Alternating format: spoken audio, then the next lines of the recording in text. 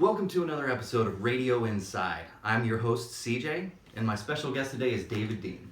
Radio Inside, David Dean. Thanks for being here. Thank you for having me. It's a pleasure to finally get to spend some time with you in this forum. It's great. Thank you so much. Well, let's go ahead and get started, shall we?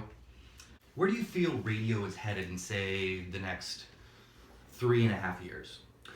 It's headed in an interesting direction right now. CJ, as you know, you've done some Absolutely. research. Probably not as much as me, but you've done quite a bit. And I've worked in radio for a long time, a really long time. So I know a lot.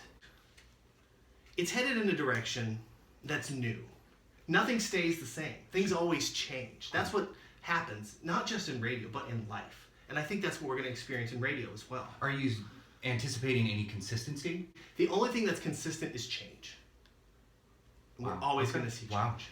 Wow. Let me read to you something. Do you mind? No, please. Okay. A bird in the cage is worth more than the hand and the bush. Do you know who said that? No, I don't. I said that just now. Wow. That's theater of the mind, friend. You didn't know that I had written it on this paper. So there's consistency of change. Yes. Sometimes. Next question. Please. Let's talk about ratings. Okay. Ratings, right? They're important in radio. That in the next 3.5 years will not change. Okay. Question is, how does the current system that we have of assessment affect the nature of great radio? Well, it has a deep impact on it. No longer is it important for great radio necessarily to exist, which sounds crazy because we all want great radio to exist. You want great radio to exist, right? Jared, our cameraman, he's nodding yes. Thank you, Jared. So, the question that you asked, sometimes stations fall into this area where you're trying to target a small micro portion of the total audience. And you spend time doing insane things to try to please those small people that your ratings are determined from. It would be like if there was one person at a school, per se, that was going to rate the school. Of course, you would try to appeal to that one person. Sure. And radio has started to fall into that. So if we have great radio, if you and I were to get a great radio job, okay, it doesn't necessarily mean we have to be great. We could be amateur. We could be, dare I say, terrible and still achieve great ratings. That's the scary thing. Fascinating.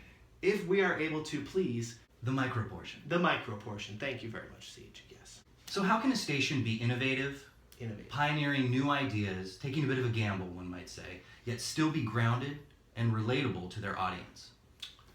Well, innovation is always key. Radio is constantly changing. Like we've mentioned before, change is constant, usually, unless it's not. So, to be innovative, you want to try new directions. Because as we've discussed before, many stations in a market are all going to be discussing basically the same thing, the news of the day. Mm-hmm.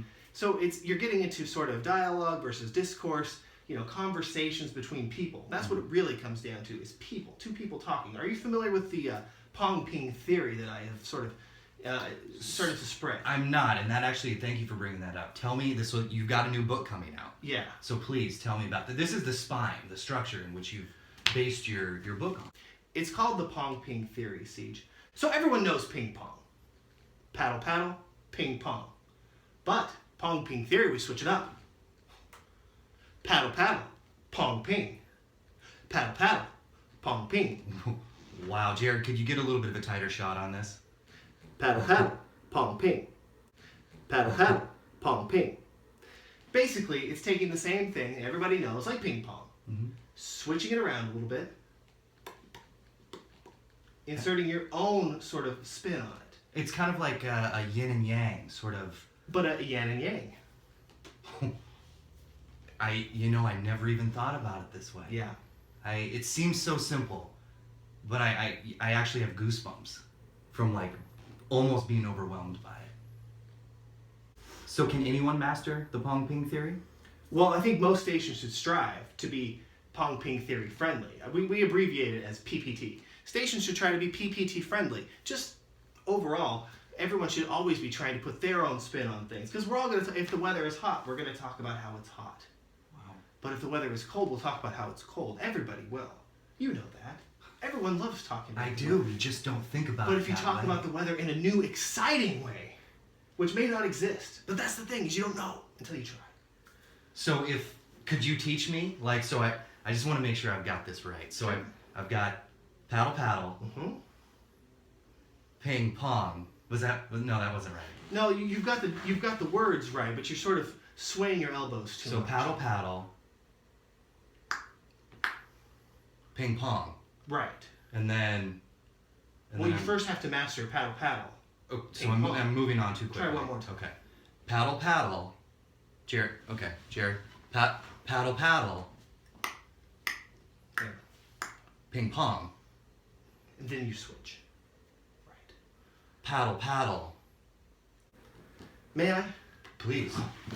Okay, so you want to be a little bit firmer right there. Wow, I can feel the tension. Oh, tension? Oh, yes. It's so good to hear you say it. Tension, that's what radio is. It's attention to tension. North, south, east, west.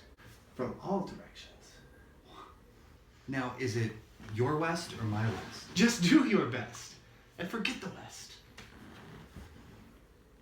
Paddle, paddle. PoNg-PiNg. I love your sound effects. Jared's giving me the run out of time wave. Oh. I've got one more question for you. Do you have time? Of course. So I know there's a lot of new up-and-coming talent out there, and it's hard to wrap your brain around where do I start? What do I focus on? There's so many things to focus on. If you could give a new individual or a team, per se, some really sound advice, maybe 1 to 2 points, what would be the most important things that you would share with them? You want to be unique and different. Have a voice. You want to do something. You want to achieve something. And you want to get your name out there. You want people to know who you are, and they want to hire you and work with you. Mm-hmm. There's many ways to go about this, of course. Building a website. Whatever feels right to you. Be true to yourself. Be true to your PoNg-PiNg. And just, you want to work hard, give a lot, and just get out there and do it. If someone doesn't hire you, do it anyway, you know? Yeah. Wow, how inspiring. Goosebumps. Thank you so much, David Dean. Radio Inside David Dean. Thank you for being here. I can see the fire in your belly. It's wonderful. Till next time.